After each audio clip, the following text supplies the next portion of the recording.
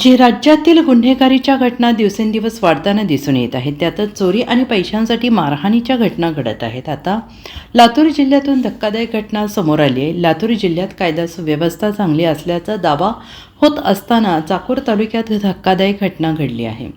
चाकूर तालुक्यातील नायगाव येथे BN bar and रेस्टॉरंटचे मालक गजानन नामदेव कासले वय वर्ष 42 यांची लाकडी काठीने बेदम मारहाण करून हत्या करण्यात आली.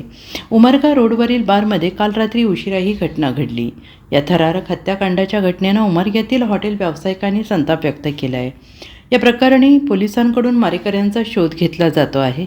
प्राथमिक माहितीनुसार तिघे अज्ञात मद्यधुंद अवस्थेत बारवर आले. त्यांनी सिगारेट मागितली असता न दिल्याने वाद वाढला आणि तिघांनी गजानन कासले यांना लाकडी काठीने मारहाण केली. या हल्ल्यात कासले यांचा मृत्यू झाला. कासले यांच्या डोक्यात 15पेक्षा अधिक वेळास काठीने मारहाण झाली. ते जमिनीवर निपचित पडलेले असतानासुद्धा हल्लेखोर वरून सातत्याने काठीने मारत होते.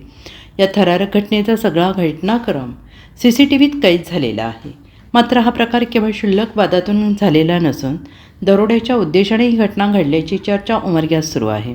CCTV फुटेजमध्ये 2 आरोपी काठी घेऊन हॉटेलच्या मॅनेजरच्या रूममध्ये जात गल्ल्यातील ड्रॉवर उघडून रोख रक्कम खिशात भरताना दिसत आहेत.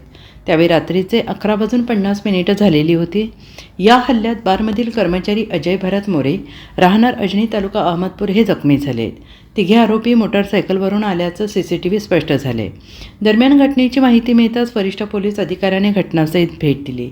बालाजी नामदेव कासले यांच्या फिर्यादीवरून चाकूर पोलीस ठाण्यात अज्ञात तिघांविरोधात जबरी चोरी करून खून केल्याचा गुन्हा दाखल करण्यात आला आहे.